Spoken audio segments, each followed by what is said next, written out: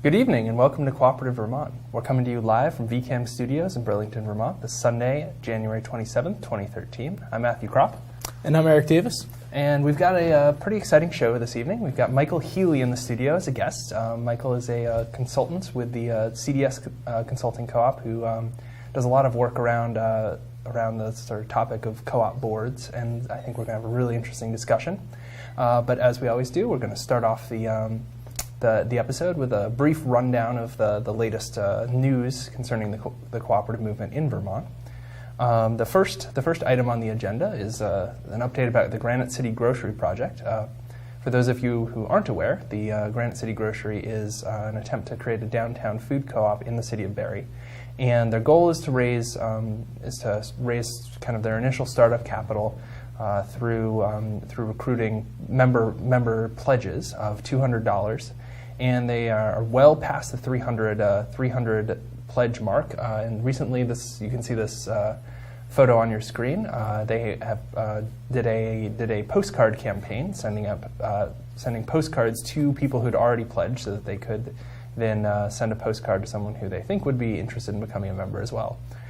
So they are trucking along pretty quickly, and hopefully we'll have an update, or perhaps even have Emily Sanders-Kaminsky, who's the main organizer, who's been really putting a lot of energy into this project, on Cooperative Vermont in the near future, so that she can kind of tell us some of the tales of trying to get a food co-op going in Barre. But we'll definitely keep you updated as this exciting project continues.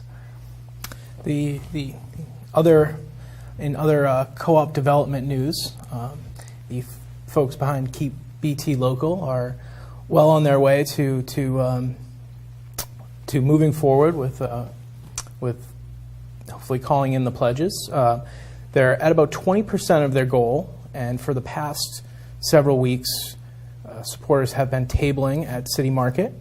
We Cooperative Vermont stopped by there this morning, and you have a photo there of supporters talking with other co-op people, trying to garner support, keep this important resource local.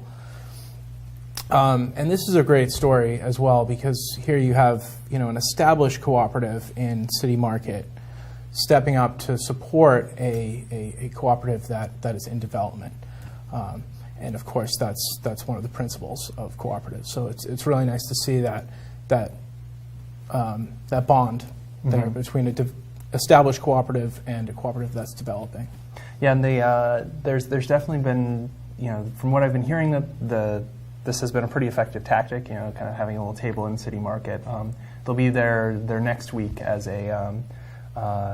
on Saturday and Sunday from 10 a.m. to 2 p.m. if you're interested in pledging and don't want to do it on the website, or just want to kind of learn more, or if you want to help out with the table, that would be a great time to stop by. And there's also been word of trying to get a table sort of at some other local co-ops. Kind of requests have been sent out, and we'll see if that comes through. But obviously, it seems like the best place to recruit co-op members is at a co-op. So this is continuing to build towards the possibility of actually buying out Burlington Telecom as a consumer cooperative. Another little bit of news. There's something that's been on the horizon a little bit, has been this question of a wind power moratorium, and the co-ops tend to have this long history of being relatively politically neutral, but as that was kind of part of the original principles. But of course, as energy co-ops, the source of electricity is obviously a rather important topic to them. So the Washington Electric Co-op recently came out. Their board voted unanimously to oppose the proposed wind moratorium. Do you know anything about kind of the moratorium, or sort of what the story behind that was? I believe the present moratorium that's on the table is to put a blanket no commercial wind development for 3 years. That there was a proposal last year for 2 years, and they've actually expanded it to 3 years this year. I think that's a really great story of co-ops tend to be politically neutral. There's definitely some history of political activism in cooperatives in the United States, but I think that's a good story of co-ops being a value-led organization, yeah, I don't think that was just a business decision. I think that was something that certainly Washington Electric Co-op gets a lot of their energy from renewable sources, and I think the values had a large role to play in that decision as well. Cool. And then finally, we've got an announcement of a conference coming up. Yes.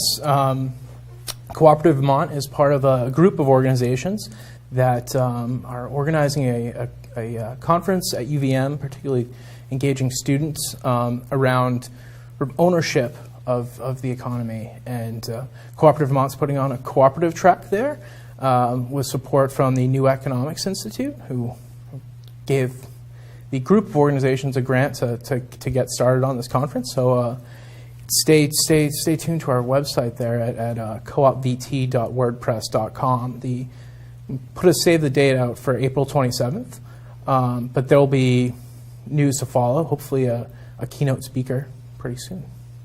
Yeah, so and there will also, I think, we don't have an exact date for it, but there will be another kind of forum. They'll be part of the same track, but that will be before April 27th. So right. Keep your eye on the website or the Facebook page, and we'll add that when we have a sense of it. So that's the roundup of Vermont Co-op news for this episode. So we'd like to welcome to the program now Michael Healy. Michael, do you want to give us a little background about how you got involved in co-ops? You're one of those people for whom, when I started getting interested in co-ops in Vermont, I encountered you very quickly, as I think you seem to be one of the people who in my experience has a really interesting depth of knowledge and experience with a lot of different co-ops. So, how did that all get started? We have had some great conversations. The history. I had my false start history with co-ops when I years ago moved to Oregon and looking for a room to live in, knocked on a door, what turned out to be a cooperative household, and so I learned a lot about cooperative living, and that household was connected to an intentional community in Oregon, and so I started learning more about intentional communities and how they're set up around the country. And was really fascinated with that. And our little house was a member of the local food co-op. This was in Eugene, Oregon, which was a buying club, long established though food co-op. So that's all I knew about cooperatives. It was all accidental. It was just because that's where I lived. But then moving to Burlington, years before now, moving to Burlington, knowing no one, knowing nothing, one of the first things that we did was go to the local food co-op and start shopping and joined as members. There I was being a working member, stocking shelves, filling the bulk bins, doing all that sort of work. This is when the store here in Burlington, the Onion River Co-op, was on North Winooski Avenue. And that was pretty much the extent of my involvement. Very happy to buy food and be a working member.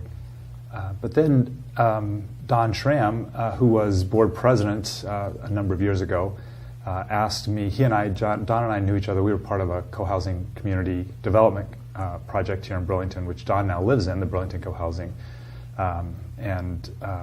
But at the time, we were just trying to develop. And Don knew that I had some facilitation skills from that work there, and he asked me to facilitate a board meeting. And I thought, the board, I guess I'll have to learn something about how the board functions. And that was really me trying to come up to speed really quick on how does the co-op work, how does the board work, so that I could be an effective facilitator for their board retreat. And then I tell Don every now and then, I say, Don, thank you so much, because he kind of introduced me to this whole world of cooperative governance. And when that retreat went well, he asked if I'd be interested in meeting people who did more of this. And it turns out that the woman who is the manager of CDS Consulting CoOp, which was not a cooperative at the time, lives in Vermont. And so it was easy to meet her and get connected and just agree to kind of start trying it out, working together. So at the time I was a full-time parent. I was homeschooling my son. And it was easy to imagine doing a little bit of this kind of work as a dabbling enterprise. And as he grew up and needed me less to be the full-time parent, and I just started adding more of this work, and it's been kind of a real blessing to kind of fall into this stuff over the years and learn more. So beyond the introduction, now what I get to do is I get to travel the country. I get to work with co-ops, primarily food co-ops all over the country. I work with a great team of consultants, CDS Consulting CoOp. I think right now has 27. We're all independent consultants, but we own this cooperative together. And we had to, when we formed it, we had to learn kind of something about this kind of co-op, because we were all familiar with consumer-owned co-ops and worker-owned co-ops, and this was just a slightly different kind of co-op. And so we had to go to talk to co-op experts and say, what is this? How are we doing this? So do you want to give us a little bit of background on like what CDS is and kind of like how it sort of, where it came from? Sure. Last summer, you all may not have ever checked out the Cooperative Hall of Fame. Check it out. Yeah. Very cool. One of the inductees last summer was Bill Gessner. And Bill Gessner, 25 or 30 years ago, had been working with a number of co-ops, kind of again accidentally developing an expertise that was valuable, and was working with co-ops and helping them do project development, expansion projects. And he had this idea of getting together other folks who had expertise in food co-op work. And so he pulled together some other smart, experienced people, and under the umbrella of Cooperative Development Services in St. Paul, this is an organization based in St. Paul and Madison, they just kind of had this side part of that organization where they were under that umbrella but were working all around the country. There are a couple dozen of these. You all might be familiar with the cooperative development centers around the country, and they're typically regional. They're connected under this umbrella organization called Cooperation Works, but they all do their own thing and operate in their own area of expertise. But again, very much based in their area, in their region. And the food co-op consultants, by being both because we weren't employees of this organization and also because we were working nationally over the years, as both sets of types of the organization, the work grew, they stopped meshing together very well. And so 5 or 6 years ago, we made a decision to separate out, and at that point, instead of being under the umbrella of Cooperative Development Services, we separated the food co-op consultants out and became a separate organization. We kept CDS because that's the name people knew us by, but now we are CDS Consulting CoOp. Still have a very close relationship with Cooperative Development Services because that's sort of where we grew up. But Bill was really the initiator, and then several other of the folks that are now part of CDS Consulting CoOp really joined on early, including Marilyn Scholl, who is now our manager. And just kind of kept growing. It's been kind of one of those like getting hooked on a ride that somebody had already started going, and I feel like I just got lucky to land on that boat. Nice. Yeah. So kind of the work that you do, it sounds like that there's a lot of different kind of sets of expertise that different people that the people in your co-op have. But what are the kind of like primary things that you really focus on? The way we organize ourselves is and there's any line we draw is a very blurry line. Things cross over, but there's kind of about half of us who focus on improving performance, kind of operational skills, so management development or department-specific skills, or kind of the financial, how to make sure you've got a business that's profitable. And then the other half of us, we call ourselves the CBLD team. CBLD is Cooperative Board Leadership Development, and so we focus on the governance side of cooperatives. As I said, the line is blurry. There's a lot of cross-pollination, a lot of working together, a lot of collaboration. But our CBLD team, focusing on the governance side, and so primarily working with the boards, and then with managers or management in so far as they're also thinking about the governance of the cooperative, but not necessarily teaching a manager how to manage the business, but helping managers learn about the ownership side of cooperatives. So boards being democratic organizations, as they are, people come and go, and we focus on trying to make sure that every board has well-trained, well-educated directors so that they can be a high-functioning governing body. And so it's teaching governing skills. So it can be everything from how to make a meeting agenda, kind of real nuts and bolts kind of stuff, how to run a meeting, how to make decisions, teaching process like consensus process or parliamentary procedure, again, that nuts and bolts stuff, and to very big stuff, like what does it mean to be leading a cooperative, and how do you maintain democratic control, and how do you engage with members when you have a diverse and widespread membership body. So a whole range of things that boards think about. That's our focus. So we have a program that food co-op boards can, like a year-long program that they pay a yearly fee for, which includes a set of services, on-site retreats, in-person trainings, regional trainings. So I just this weekend was in Brattleboro, where almost 100 people from around the region and a few even further afield came for 2 workshops. One was a leadership training for experienced directors, and the other was a 101, which is it's a foundations curriculum for new directors. And we do those trainings periodically all around the country. So it's really exciting to do those. And then a lot of my work is just ongoing support. So during the day, the work day, I'm on the phone or on the computer with directors from around the country and helping them, whatever the question of the moment is. Here's the thing we're working on. What are the resources that might help us? And I'll say, okay, here's some resources, here's some ideas, here's what's worked for other folks. You might try this thing here. It didn't work for other folks, but it's out, it's out there as an idea. So that's really my role. Very fun, very fun.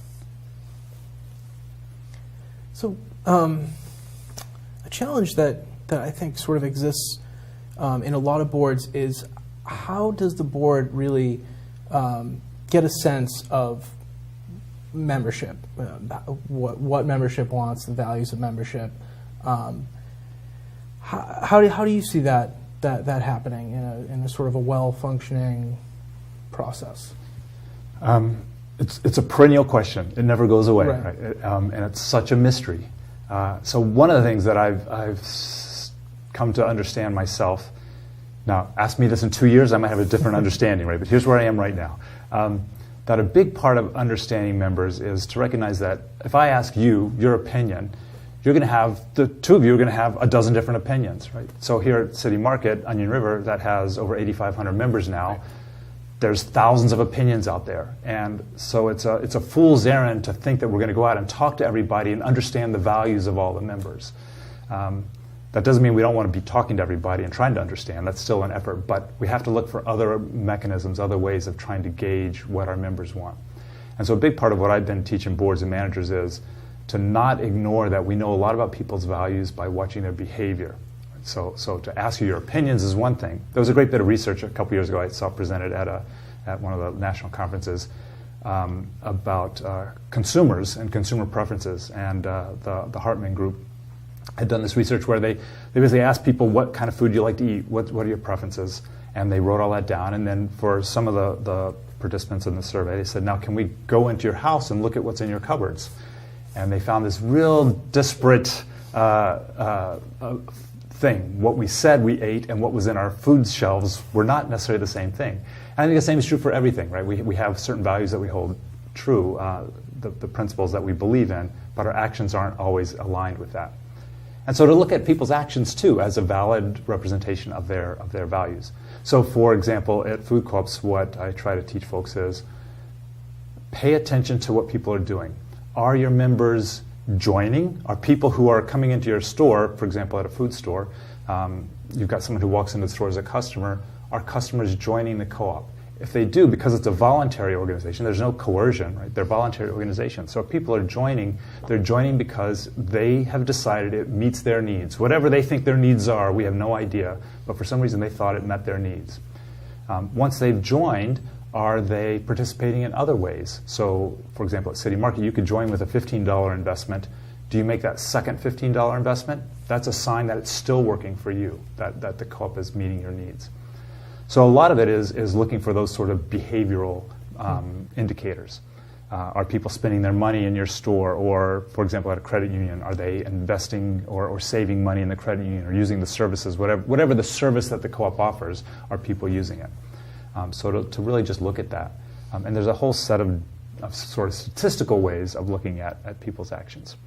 And then beyond that is trying to make sure as a governing body, you're making sure you're communicating out to folks what is valuable, kind of what is our identity, who are we, what's our purpose, why are we doing what we're doing in the world, and having conversations with folks about that. And so kind of listening for, does that resonate with people? When you're in conversation with folks, do they say, yeah, that's we agree with that?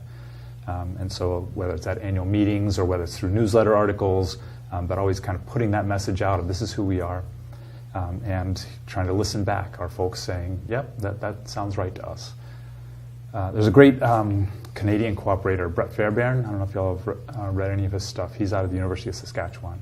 And he wrote a very influential, at least for me and for my team, essay called The 3 Strategic Concepts for the Guidance of Cooperatives. And I think it makes sense for any kind of cooperative. But he said, as leaders, we can pay attention to 3 things. One is the economic linkage. So are people using the business, right? So for food co-op, for example, are people spending their money in the food co-op? And then if you're a profitable business, you have the mechanism of patronage refund, which is a very specific and special part of cooperatives, where you can give part of the profits of the business back to the owners, right? That's the dividend. But it's based on not how much you've invested, it's based on how much you've used the business. So there's this symbiotic relationship. If you use the business, we'll be profitable. If we're profitable, you get a portion of the profits back. The other concept that he talks about is transparency. And so as leaders, trying to make sure our owners understand sort of the innards of our business, right? What are the different pushes and pulls? Why do certain resources need to go in this direction as opposed to that direction? There's always these pushes and pulls, and so try to make sure people can see kind of inside the business what's going on, but also transparency through the business. Can we understand the world around us, right? What's going on in the world of financing, for example, in the world of credit unions, or for food and agriculture, for food co-ops. And so just to keep that information out there and to engage in conversation with folks as much as they're willing. And the third concept he talks about is cognition, is are we as leaders regularly putting out the message of this is who we are, this is our history, these are our values, and communicating that as clearly as possible. And if you're communicating all that stuff and people aren't joining, then you're probably missing the mark, right? You probably actually don't understand the members' values. But if you're doing that and people are joining and they are using the services, which you will know through that whole economic linkage, then you're probably on the right track. So surveys are interesting, but hardly ever useful. This other stuff is actually useful, but it's not enough. You still want the other stuff. And I know sort of in terms of that kind of like engagement with the members things, there's a metaphor that I remember a while back that you, that in a conversation that we had that you used that really stuck with me was this idea of listening with many ears. Yeah. It's funny, the person who told me that phrase, I asked her about it, she said, did I tell you that? So who knows, maybe I was listening with weird ears and didn't actually hear what she said. But the idea that members, again, that this big amorphous blob, right, thousands of people, you think of some Vermont Federal with 30,000 members, right? How do we understand what 30,000 people want? Or Onion River Co-op with 8,500 members, how do we know? And to think that the members are speaking with many voices, many kinds of voices, right? So our actions, our behaviors, our money exchange, whether we join or don't join, whether we show up to member meetings or don't, whether we vote in elections or not, all these are sort of voices. These are ways people can speak. And so you can know that members are going to be speaking in many voices, not always by coming up and telling you their opinion, but by all these other things that they're doing. And so if we know they're speaking with many voices, then we need to listen with many kinds of ears. We can't just have one kind of ear, which is, I want the survey, I want to know people's opinions, because that's only one of the voices that our members are using. So that was where that phrase came from. And I loved it, even if I made it up myself. I was sure she told me this, and I thought it was a great idea. Now, I think that it's really interesting to sort of think about the kind of relationship of the board to the member, to the membership, because ideally, when you make the little chart of, okay, the board's job is to represent the members, but obviously, as you pointed out, that's, in terms of like purely representing the members in an ideal sense is an impossibility, so it's always about kind of trying to approximate that. But I'm sort of curious, like you have this experience with many, with your consulting, you don't just see one or two boards, you see, I don't know how many boards you've seen, probably dozens, hundreds. Mm-hmm. Yes. Like what are some things that kind of in that experience that like when you see all of these different boards, what are things that stand out as like as sort of the biggest hurdles that stand in the way of a board kind of better approximating or better representing the membership, or what are some things that really stand out as things that are really sort of things that you've seen boards that do well and really work? Are there like any particular examples you can think of? Probably. Let's see. One of the things that I think matters is that it's important that we understand what we're a board of and what kind of board we are. So at a very fundamental level, if you don't agree on that, nothing else really matters. And so one of the struggles that boards have is co-ops are a particular kind of beast. They're not a nonprofit. They're not a social service agency. They're enterprises. They're businesses. And so many of us who come into the co-op world, they'll come out of sort of a desire to serve, and we're thinking about community service. And when you think of that, a lot of times you think if we're a community member, we're probably not on the board of whatever you can think of, some stock traded company, right? We might have experience though on the board of a local Y or the local school or something. Co-ops are just very different. They're businesses, and so to understand that that's what we're on a board of is a key hurdle. Like, what does it mean to be owner representatives of a business? And it's a business that has to make a profit, or it's not in business.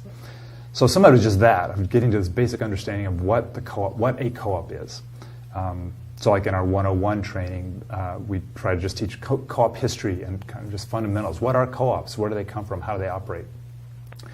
Once you get beyond the fundamental philosophical hurdles, then there are the hurdles of, okay, so we get that part. Now, what's the purpose of a board? Why does the board exist? And is it to be a super manager? Right? Do we want, you've got a co-op that has a manager or a credit union that has a CEO. Is what we want to elect some more people to be sort of volunteer extra managers to just tell that person how to do their job and watch over their shoulder and do all that? That's one kind of way of thinking about a board. Are they the super volunteers that are supposed to be just really busy running a lot of committees or doing a lot of extra work? Is that the purpose of the board? What I teach and my team teaches is, are you a governing board? Are you there to make high-level decisions about the direction of your co-op and to delegate responsibility to someone to carry this work out? And if you don't agree on that, and again, there's not necessarily a right answer. Part of the thrill of democracy is you just have to decide. Right? You've got to decide what kind of board you are. And members, hopefully, have decided some of that in their bylaws. So I try to encourage people to go back to what is it that your members expect of you. So there's these big hurdles to go over. And then there's just the stuff of how do you work together? Like, can you talk to each other? Do you know how to make decisions? Do you know how to hear everybody's voices? Do you know how to actually then make a decision, even when not everyone completely agrees, but you still got to make a decision? Can you honor when you've delegated responsibility to someone that is that person's now responsibility? One of the things I'm sort of enamored with Brett Fairbairn. So another Brett Fairbairn insight that I just shared yesterday in the workshop that I was doing. He has this. I saw him present last year, two years ago, I guess, at a conference, and he talked about the key questions of governance. And I just thought it was so insightful. And two of the questions are, he basically said, in the organization, you have to figure this stuff out. Again, back to if it's a democratic organization, no one else figures it out for you, but together we have to decide, we have to work it out. So two of his questions were, who decides and who has a voice? You just got to figure that out. Mm-hmm. And if you can't figure that out, nothing else is going to work, right? So you're always fighting over that stuff. Whose decision is it, or who gets to speak? And so basically just says, figure it out. Decide for yourselves whose decision is which and who has a voice in the conversation. And every democratic organization has to figure this stuff out. And so that's kind of the fundamental. Like if you can figure out some of these fundamental things, then a lot of the other stuff you can do. So to have a board that recognizes you have these three different kinds of work to do. There's the oversight and accountability work, making sure that your business is functioning well. There's the strategic work. We're really looking forward. We're going someplace. Where is that place? And as owner representatives, that's the board's decision to make. That's essentially what members expect of their board. You can't really ask the 8,500 or the 30,000 people, what's the strategic direction for our credit union or our co-op? Like, how are they going to figure that out and come together and talk about that? So they might have a voice in that conversation, but the decision has to reside with the owner representatives, the board. Great, we figure that out. And then there's also the sort of the what we call the study and engagement work, where to do that other two kinds of work well, you'd better be learning, you better be educating yourselves. both about the world at large, but also about your membership, so that engagement thing of making sure you're connecting with your members and having many voices and many ears, but also learning about the wider world and making the best decision you can based on all the knowledge you have, hopefully, that you think would work for your owners. And then there's, this is one of those lifetimes of work, right, to tell you more about what makes boards work or not work. So some of it is very detailed oriented and some of it is just very philosophical. Mm-hmm. I mean, one thing that sort of interests me about this kind of question of boards is, the cost of information. When you're kind of looking at this historically, like the idea of boards and representative democracy in general as this way of kind of dealing with information being expensive. So for instance, not everyone could have a Library of Congress in 1850, but Congress could. So making sure that the people who are making the decisions have access to as much information as possible, but the information is expensive. Right. But then as sort of information becomes cheaper, perhaps it makes it easier to disperse decision making. And it seems like with the emergence of the internet and things like that, kind of the ability to disperse decision making and lower the cost of participation has really kind of extended. Like in your work, do you see impacts of technology on like how co-ops engage members, like of sort of information technology, or sort of the ways in which decisions are delegated? Is that something that you've encountered, or do you feel like it's pretty kind of stable in terms of who participates in a decision? Well, obviously there's more technology and more ways of distributing information.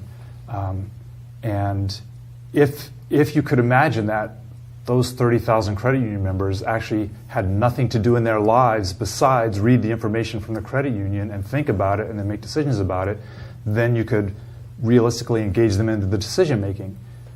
But many of those 30,000 people are being leaders in some other form in their community. Mm-hmm. They've got children to raise, they've got teams to coach, they've got other boards that they're on.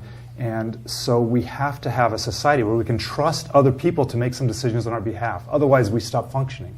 So I don't think it's realistic to assume that all those members of all those co-ops are just sitting around waiting for someone to give them the information so they can participate in the decision. That's just not happening. We've got lives. And so some of us on boards take on the responsibility to say, okay, we will devote the time that's needed to do this work on behalf of the community. That's how we're going to serve the community. And we're going to trust that those other people are taking on some other work somewhere that's going to benefit the community. But we can't ask all of us to do all the work. It just can't happen.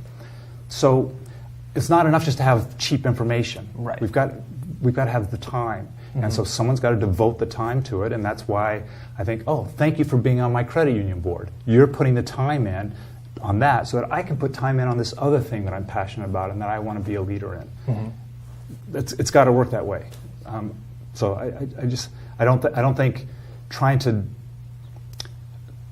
generate more participation without the ability for people to actually have the time to think about it and talk about it and be in conversation with it, I just don't think it's worth the effort. Going back to that cognition piece with Brett Fehrenbein, it's that strikes me as sort of trying to deepen sort of how people participate in the credit union or in the cooperative, so that the bond between the member and institution is sort of strengthened. And it's interesting because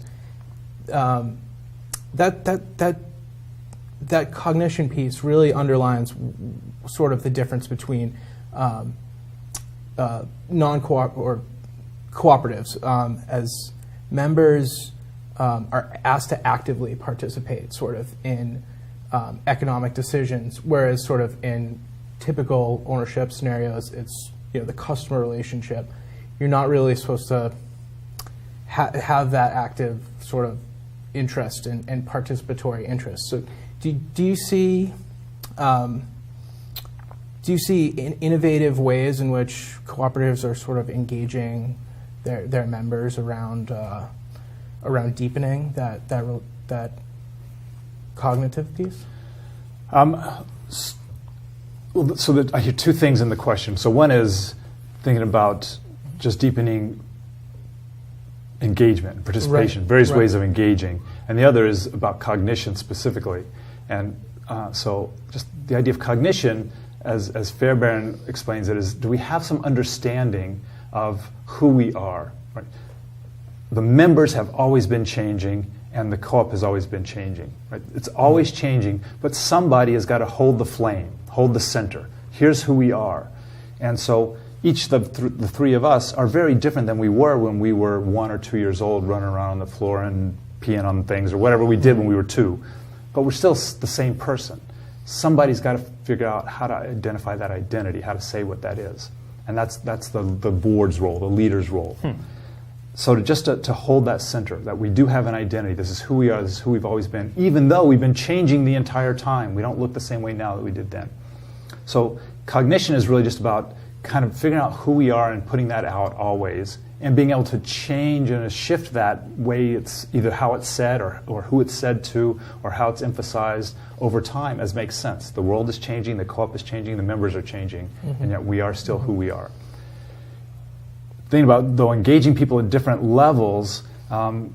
So, for example, at a food co-op, people are engaged primarily as customers. Right? Why would I join a food co-op if I'm not a customer there? Right? If it doesn't meet my needs, if it's not in my neighborhood, or it doesn't sell the food I want to eat, or whatever, like, why would I be a member? So the first way of engaging our members is just as customers. Just that's it. We are here. We're a business to meet people's needs. People join co-ops to meet their common needs. For a food co-op, what's our common need? Oh, to get the food that I want to eat. So primarily the relationship is as customers. And for some folks then who are customers, they might say, oh, I'll have this next higher level of engagement, which is as a member. So again, at Onion River, maybe it's $15, or maybe it's the $200, but that investment that makes me a member. I might still do nothing else besides put that money in and then continue being a customer. And then you have other ways of engaging in the co-op. And so there's more kind of social members who might be a working member at the co-op, right? I'm doing stuff at the co-op. I'm going to events. I'm participating in things. Not necessarily at a leadership level, not necessarily thinking about the future of the co-op, but just being engaged, being part of what's going on. So 2 months ago, at the Onion River Co-op Board meeting, one of the member services person, Allison, did a tremendous presentation on all the different ways that members are engaged in their co-op. It's just unbelievable, right? So many ways to engage in that particular co-op.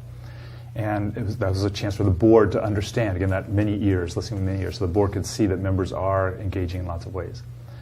So beyond the social engagement, though, folks might start engaging and thinking themselves as member owners. Right? So I might be a member worker and be very happy to put in my 2 hours. You know, there was the very pleasant person bagging my groceries today when I was there. Very happy to put in her 2 hours, and that might be the extent of her engagement, right? So she gets her discount for food and is very happy with that. But some folks might want to engage at a somewhat higher level, and so they might think of themselves as owners and then start paying attention to, oh, what does it mean to be an owner? And, oh, there's a board, and, oh, there's actually decisions people are making, and, oh, there's this patronage refund because that's about the profitability of the business, and just starting to understand this sense of it's not just me engaging at my personal level, but I'm an owner of a business. And then out of that, maybe there's another level of engagement, which is people who want to be actively involved in the decision making, who actually want to read all that information that's out there and think about it and go to the meeting and say, hey, here's my opinion about that. And actually, I want to run for the board so I can be even more actively involved in the decision making. So you've got all these levels of engagement that people can participate in. We should honor and respect whatever level works for each of us, right? Not everyone wants to be on the board. In fact, that would be nuts, right? We don't want that, right? That you can't function that way. So how do we make it so that people are engaged at whatever level works for them, and the doors are open? It's an invitation. If you want more, it's there for you. The information is there. We're not hiding the information. We're not trying to keep it secret from you. But if you want it, here it is. We're going to make sure it's available to you. And if you want to come to the board meeting, as you did at the last meeting, and you want to talk directly to the people who have what seems like a lot of power, but they're just really there a couple hours a month, right? It's not a power core. And so, but you get to talk to the decision makers at the highest levels of policy. Great. You can sit in and listen to the conversation. It's an open democracy. Only a few people have enough time on their hands where they want to go to a lot of board meetings, right? Because they got their other stuff they're doing. But it's open. You can if you want. So for me, that's the thrill of it, is just recognizing that there's all these different ways people can engage in a cooperative. And as leaders, we should recognize that and we should honor that. Like, wherever you are, that's so great. We're so glad you're here. That's great. I hadn't thought of it in sort of all those different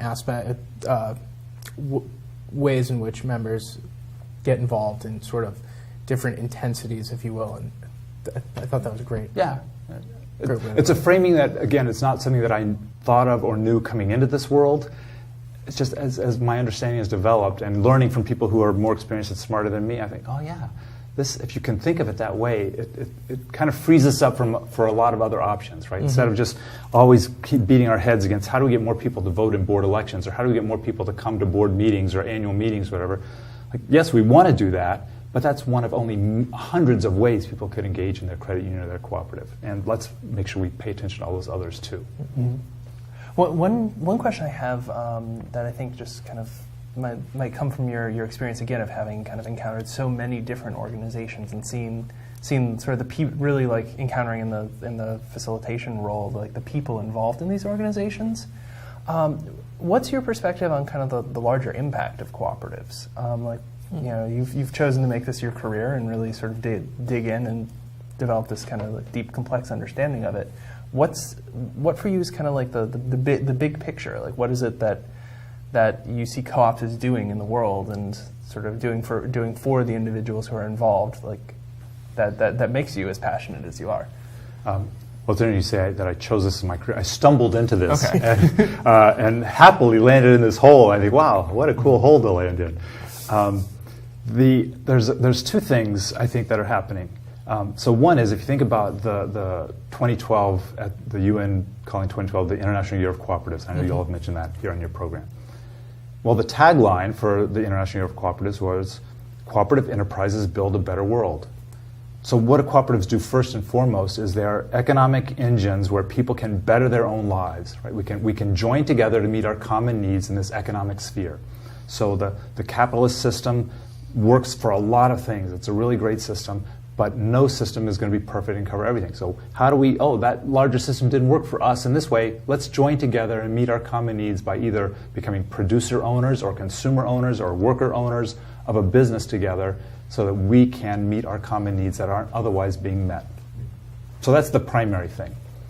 And then secondarily, or maybe it's primary and they're equal footing, but it gives us this way of being agents in our own life, of really being a way to not just sit around and wait for, let me do again, drawing on Brett Fairbairn at a keynote that I saw him do. He said, what happens when times get hard? That first people, I can't even quote him exactly, but the first thing you do is you wait for things to get better, and then they don't get better. And the second thing you do is you look for the government to help you out, right? And then if that doesn't work, well, then finally, when all else fails, you'll actually join and work together to help each other out. And so is this neat way of just thinking about, when all other options seem not to be working, people will say, well, let's work together. Let's figure out how to work together to meet these needs. And that's been the history of cooperatives forever, I think.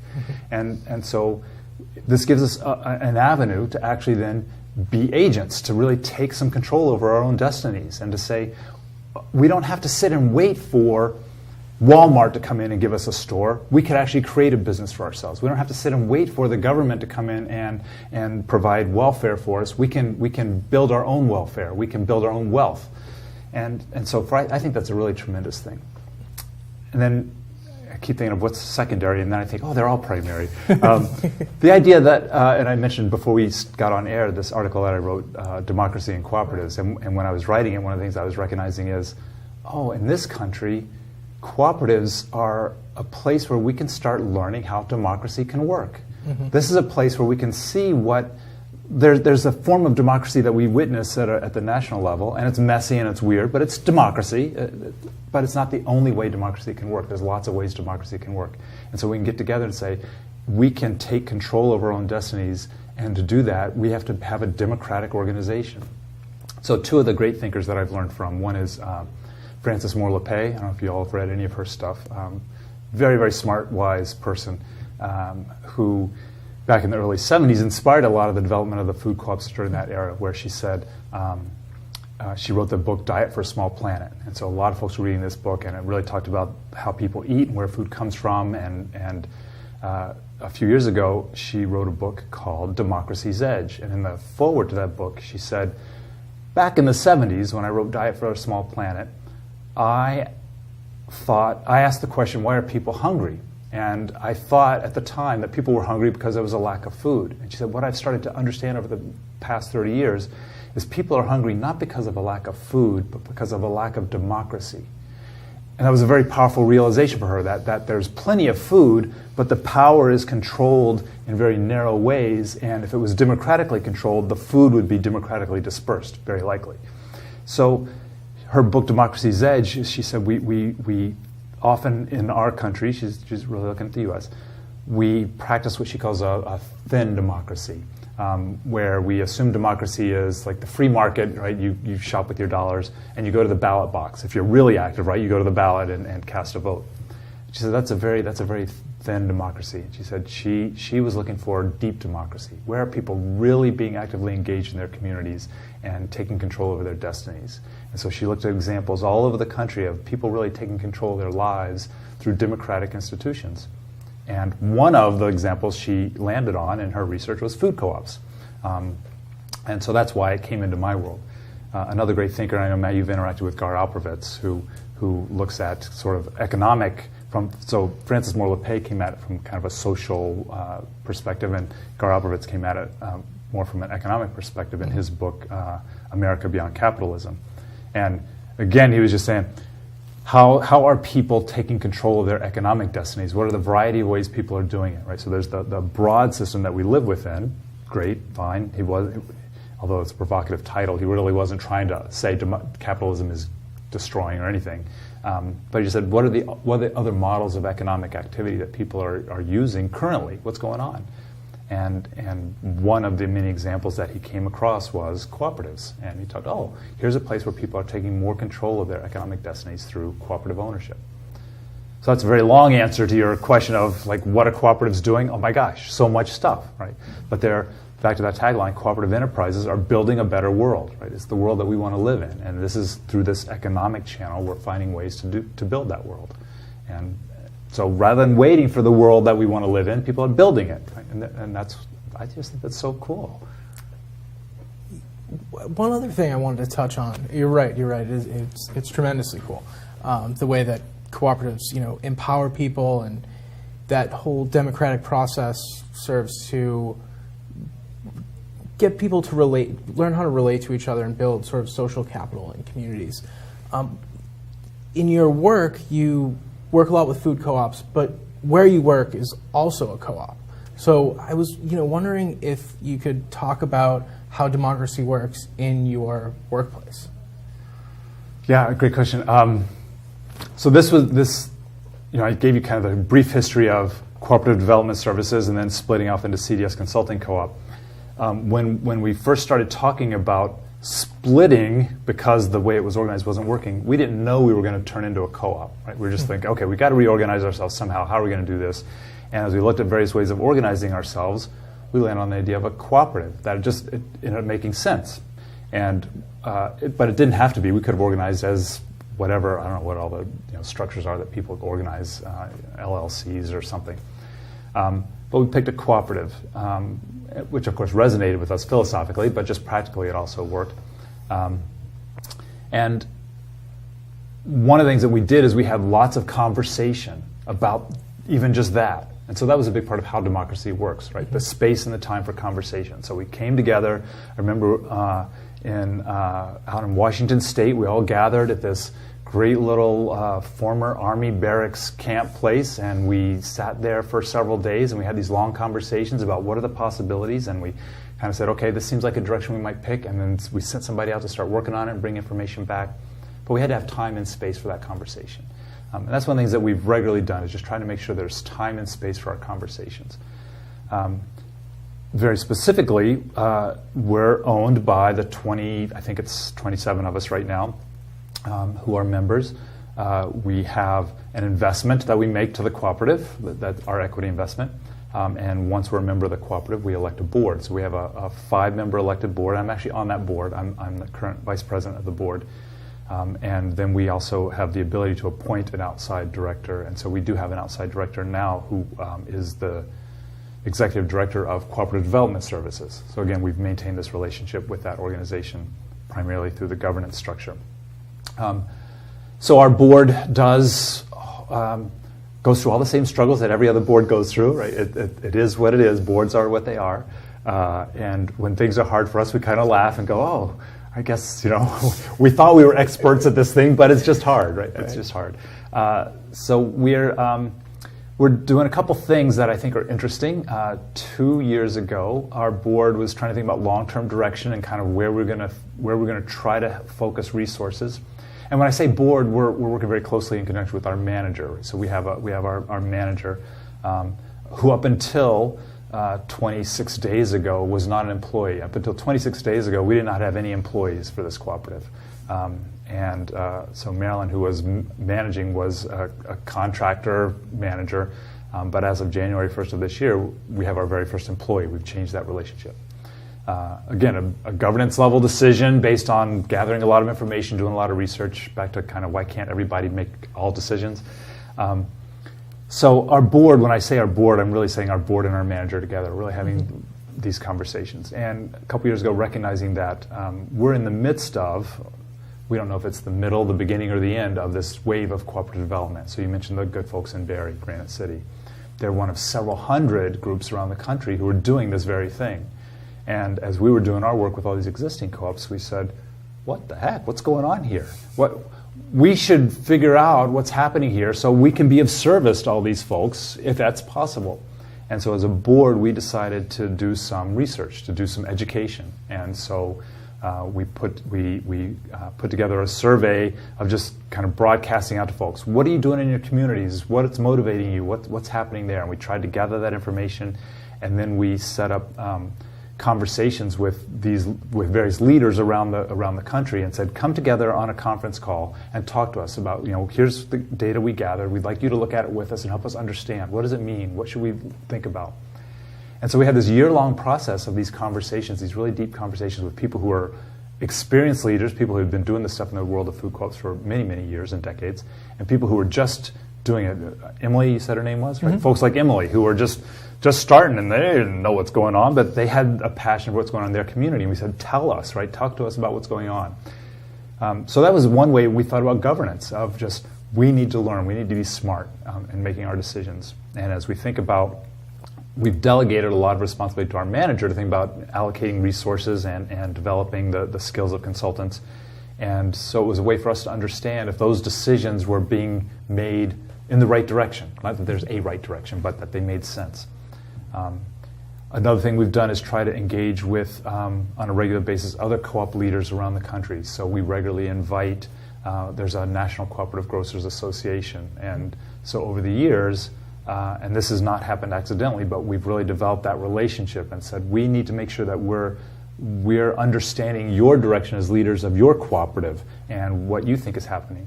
And so that we can understand our own work in relation to your work. That we see ourselves as allies. We aren't all doing the same work, but we're all in the same world. And so it's a big part of what the work that I do is trying to encourage folks in boards of saying, if you decide you're the kind of board that wants to kind of pay attention to all the innards and the inner details of your operations, great, that's fine. But what you sacrifice is the ability to connect with what's going on around the world, and learning about what's happening in the world and where the world might be going. And so hopefully somebody's paying attention to what's going on, the details, but also that somebody's paying attention to that big picture, long range. So that's a big part of our board, is we really try to say, how do we make sure we pay attention to the long range? So mostly we practice what we preach. We stumble like everybody else, but it's a great adventure. In terms of other specific details, it's all the kind of the boring, mundane stuff that boards do. Like you have meeting packets and agendas and reports and all that stuff. But our purpose and our intent is really to try to stay as a governing body that's really thinking about the long-term future and the broader world around us on behalf of our owners who are out there really busy serving food co-ops around the country, and so don't have time to, all of us can't put all that time into that kind of learning. So that's what we're taking on behalf of everyone else. Does that sort of answer your question? Yeah, absolutely. How, when you guys decide to bring another person in, there's the investment that's required, but in terms of, is that all that's required, or is there a discussion? Does this, I don't know. How does that process work? It seems like it works different every single time. Okay. So it very much is about building a relationship over time. It's trying to be, and I should say I'm not very intimately involved in that process. So our two, I said, we're sort of divided into two teams, the growth and improving performance, and the cooperative, the board leadership side. And each of those teams has a team leader that kind of thinks about, what are the needs of the co-ops that we're serving and what is missing, in terms of service that might be available. So they're really charged with kind of thinking about that, and our manager to think about it in an overall sense. And as the needs are identified, again, because we don't have employees, we can't go out and just hire somebody and say, hey, you want to come, you got a 40-hour-a-week job, and here's what it is, and here's the parameters. But it's really about starting to talk to people about, here's the needs in the community. Are you interested? Do you have skills? So looking for folks around the country who might have particular skills. So for us, it's both skills in like presenting and teaching, but also have to have the specific knowledge, right? Both the hard skills and the soft skills. People who are interested and willing to do the travel. It's a traveling job. Some people that just doesn't work for. It's hard to stop if you have a full-time job and you need that income. It's hard to just stop that and take on this independent consulting role because that's much more unknown what you're getting into. So there's the long time kind of building relationship and talking about it, and oftentimes then there's trying it out. Small jobs people do independently, and if it works well and the clients like it, and then we say, great, that seems to be working. So it's this long, slow process of building together. By the time it comes to me on the board, because the way our co-op works, members only become members if the board says they become members. That's kind of how ours operates. By the time it comes to the board, there's been so much work going into it ahead of time that we kind of know what the answer is going to be. Once it comes there, then it's the formality. But there's a lot of other stuff that goes into it that I'm not really in on. But like I said, it's different for everybody, and it's changed over the years as the organization has grown. So when I joined our cooperative in 2000 or whatever year that was, it was a very different process because it was again, that back to the idea of we're always changing, right? The organization looked different then. It wasn't a cooperative then. So things have changed over the years. Well, thank you so much for coming on and sharing all of this, your experience and insights with us. Oh my gosh, we have to stop already? We're out of time already. I know this blew by, but yeah, no, it was really wonderful just to kind of like for you to share your experience with the Vermont cooperative community. But yeah, we'll be back. We'll be back in 2 weeks. I don't know if we have anyone lined up yet as a guest, but we should have a few people possibly in the pipeline. But yeah, if you want to sort of keep abreast of Co-op Vermont stuff in the meantime, you can check out our webpage at coopvt.wordpress.com or check out our Facebook page. But until our next episode, I'm Matthew Cropp. And I'm Eric Davis. Good night.